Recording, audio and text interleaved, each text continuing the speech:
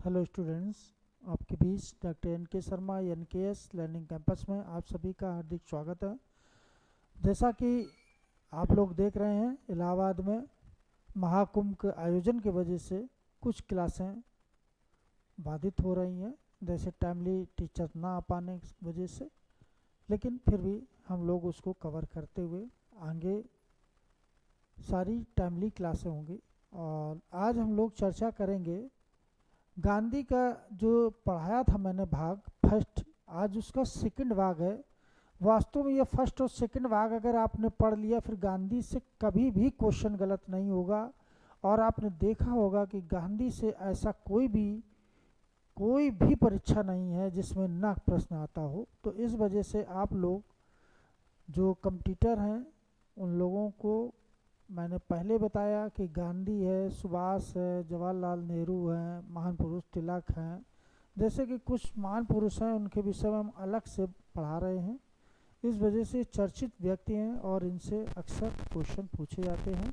तो आज हम लोग चर्चा करेंगे गांधी का सेकंड भाग, और इसके बाद सुभाष चंद्र बोस पे चर्चा करेंगे। तो गांधी का जो फर्स्ट भाग हो गया था, आज हम लोग सेकंड भाग चर्चा करेंगे। तो सेकंड भाग के विषय में आप लोगों को बताने हम जा रहे हैं। देखिए अभी सेकंड भाग में क्या क्या है ये चीज़ें आप लोग देखिए। जैसे कि गांधी के विषय में मैंने बताया था आपको, ये कुछ खास चीज़ें हैं जो और आप लोग नोट कर लीजिए। जैसे कि गांधी के विषय में पूछा जाता है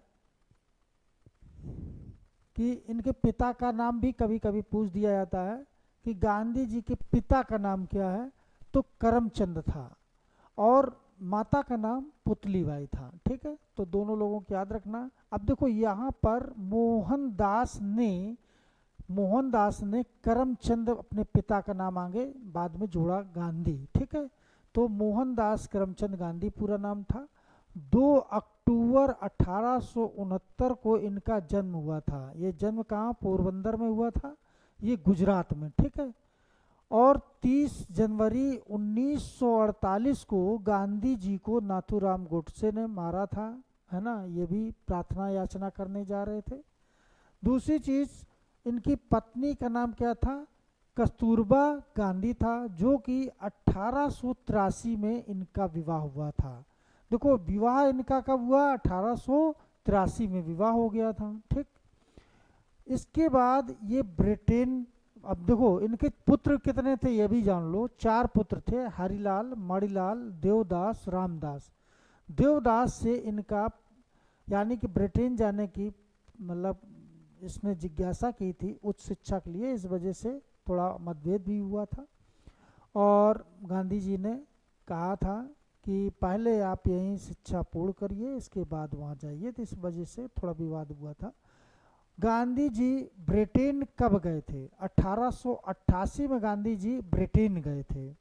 अब देखो याद करने के एक तरीका, जैसे कि कांग्रेस के जो अधिवेशन हो रहे थे 1885 में हुआ था, फिर 86 में हुआ था, फिर 87 में हुआ था, फिर 88 में हुआ था। ठीक है, तो 88 में जब यहाँ पर देखो सूत्र याद रखना, BCMA, जब इलाहाबाद में अधिवेशन हो रहा था 1888 में, उस समय गांधी जी कहाँ गए थे, ब्रिटेन गए थे। ठीक, 1888 में ब्रिटेन गए, ला की परीक्षा मतलब ला की मतलब तैयारी हेतु गए थे। ठीक है, यानी कि उनने सोचा वहाँ से वकालत की यानी डिग्री लेने के लिए ब्रिटेन गए। 1891 में इन्होंने डिग्री लेके और ये वापस आ जाते हैं। 1800 मतलब 91 में ये कहाँ है, भारत आ गए थे। इसके बाद 1893 में गांधी जी दक्षिण अफ्रीका गए। जब गांधी जी दक्षिण अफ्रीका जा रहे थे, ध्यान देना इस जगह, इसी समय एनी बेसेंट भारत आई थी। कौन आया भारत, एनी बेसेंट भारत आई। और इसके बाद विवेकानंद कहाँ गए थे, शिकागो गए थे। ये भी याद रखना, विवेकानंद कहाँ गए थे, तो शिकागो गए थे, ये हमने बताया था। ठीक है, विवेकानंद शिकागो गए। दूसरी चीज, गांधी जी को बापू शब्द किसने कहा था, महात्मा उपाधि किसने दी, राष्ट्रपिता उपाधि किसने दी, 1 मैन बाउंड्री फोर्स उपाधि किसने दी। ये चीज देखो, बापू जो उपाधि दी थी जवाहरलाल नेहरू ने दी थी। किसने दी थी? जवाहरलाल नेहरू ने। महात्मा उपाधि किसने? रविन्द्रनाथ टैगोर ने दी थी। और राष्ट्रपिता किसने दी थी? सुभाष चंद्र बोस ने दी थी। किसने दी थी? तो सुभाष चंद्र बोस ने दी थी। One man boundary force Lord Mountbatten ने दी थी। लॉर्ड माउंटबेटन, तो लॉर्ड माउंटबेटन ने वन मैन बाउंड्री फोर्स की उपाधि दी थी। इसके बाद प्रथम जो है सत्याग्रह गांधी जी का कहां पर हुआ था? दक्षिण अफ्रीका में हुआ था। अगर भारत में बात करें प्रथम सत्याग्रह तो 1917 में था। ये कहां पर था? तो बिहार में। यह भी आप लोग याद रखेंगे, बिहार चंपारण में। ठीक है, प्रथम सत्याग्रह अगर बिहार में, भारत में अगर पूछा जाए तो 1917, और प्रथम वैसे पूछा जाए तो दक्षिण अफ्रीका में। 1894 में नटाल कांग्रेस की स्थापना की थी। नटाल कांग्रेस की स्थापना कहाँ की थी? ये दक्षिण अफ्रीका में की थी। ये भी याद रखना कि दक्षिण अफ्रीका में इन्होंने ये स्थापना की। डरबन में फिनिक्स आश्रम की स्थापना कहाँ की थी? डरबन। ये कहाँ है? दक्षिण अफ्रीका में। यह भी दक्षिण अफ्रीका में। कैसरे ए हिंद की उपाधि दी थी अंग्रेजों ने इन्हें। कौन सी उपाधि दी? कैसरे ए हिंद की उपाधि दी। कुली बैरिस्टर की उपाधि इनको मिली हुई थी। भर्ती करने वाला सार्जेंट की उपाधि मिली थी। कर्मवीर की उपाधि मिली थी। आधुनिक भारत का सुकरात, ये राजेंद्र प्रसाद ने। यानी कि आधुनिक भारत का सुकरात किसे कहा जाता है? तो महात्मा गांधी को कहा जाता है। किसने कहा था? तो डॉक्टर राजेंद्र प्रसाद, जो अपने यहाँ के प्रथम राष्ट्रपति थे। भारत के पहले राष्ट्रपति कौन? डॉक्टर राजेंद्र प्रसाद। उन्होंने इन्हें आधुनिक भारत का सुकरात कहा था। ठीक है, अगला देखिए भाई। फिर इसके बाद 1901 में कांग्रेस अधिवेशन में भाग लिया। जब ये भाग लेने आए तो कहाँ से आए थे? तो दक्षिण अफ्रीका से आए थे। ये भी याद रखना, दक्षिण अफ्रीका से भाग लेके फिर चले गए तो वहीं पर। ठीक है, 1915 यानी कि 9 जनवरी 1915 को ये भारत आ गए, यानी कि भारत वापस आए। इसी समय प्रवासी भारतीय दिवस मनाया जाता है। 9 जनवरी 1915 को प्रवासी भारतीय दिवस के रूप में मनाया जाता है। 1916 में ये कांग्रेस अधिवेशन हो रहा था। क्या हो रहा? कांग्रेस अधिवेशन हो रहा। ये कांग्रेस अधिवेशन कहाँ पर था? तो लखनऊ में था। ठीक है, लखनऊ में। यहाँ किसने अध्यक्षता कौन कर रहा था? अम्बिका चरण माजुमदार कर रहे थे। अब यहीं पर राजकुमार शुक्ल मिले थे। राजकुमार शुक्ल यहीं पर इनसे मिले और यहीं पर बात की थी। कहाँ की? चंपारण के लिए। यानी कि उस समय बिहार में एक जिला है चंपारण, जहाँ पर तिनकटिया पद्धति अनिवार्य रूप से चलाई जा रही थी। यानी कि 3/20 भाग में नील की खेती करना अनिवार्य था किसानों को। अच्छा, होता क्या था कि जो 3/20 भाग जो नील खेती हो रही थी, उसमें किसानों को जो है उसका उपज का कुछ ही प्राप्त होता था। और कारण ये है वो कर्ज में डूबते जा रहे। उपज का मतलब जितना वो खर्च करते थे, अब वहाँ खर्चा वो 100 रुपया कर रहे तो पैदावारी उनकी 70 रुपये को हो रही थी। तो 30 रुपया, यानी कि वो कर्जदार हो रहे थे कि नहीं हो रहे थे। तो कारण ये है कि ये 30%, यानी कि ये समस्या इनकी बनी हुई थी। तो बहुत ज़्यादा ये परेशान थे किसान।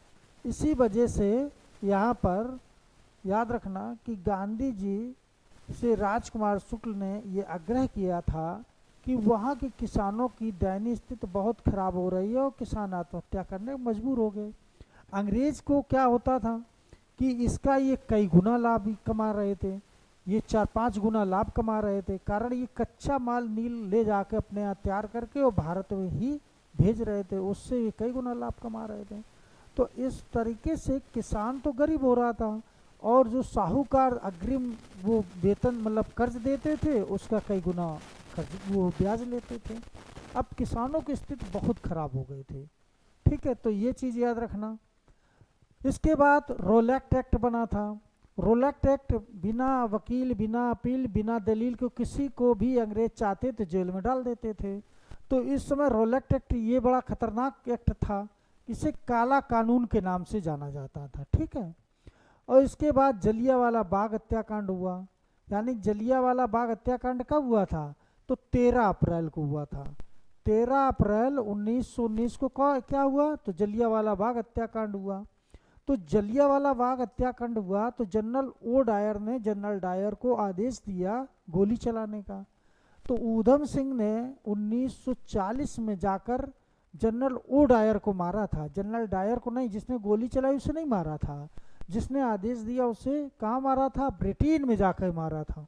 तो ये चीज़ आप लोग याद रखना। फिर 1920 में, यानी कि 1920 यानी कि क्या हुआ था?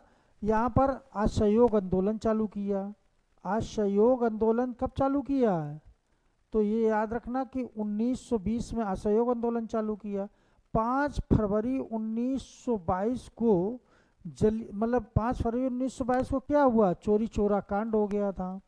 चोरी चोरा कांड जो हुआ, इसमें एक थाने में आग लगा दी और 22 पुलिसकर्मी जल के मर गए। जब 22 पुलिसकर्मी जल के मर गए तो गांधी को ये लगा कि अब तो स्थितियां दूसरी हो चुकी हैं। तो गांधी जी ने इसी वजह से कि हो सकता है अंग्रेज लोग गुस्से में कहीं गोली न चलवा दें, सभी लोग मरवा न दें, इस वजह से गांधी जी ने इस आंदोलन को वापस ले लिया।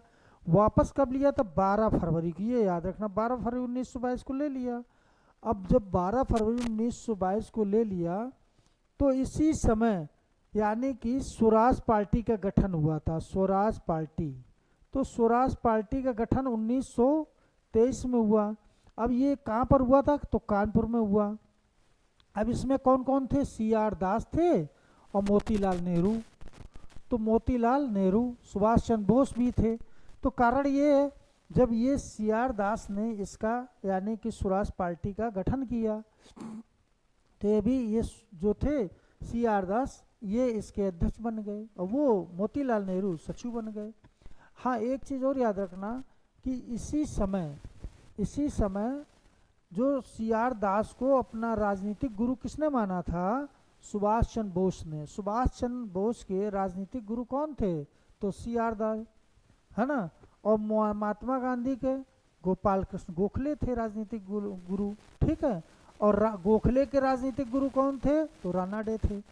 फिर इसके बाद 1923 में गांधी जी ने अखिल भारतीय खादी बोर्ड की स्थापना की थी, ठीक है।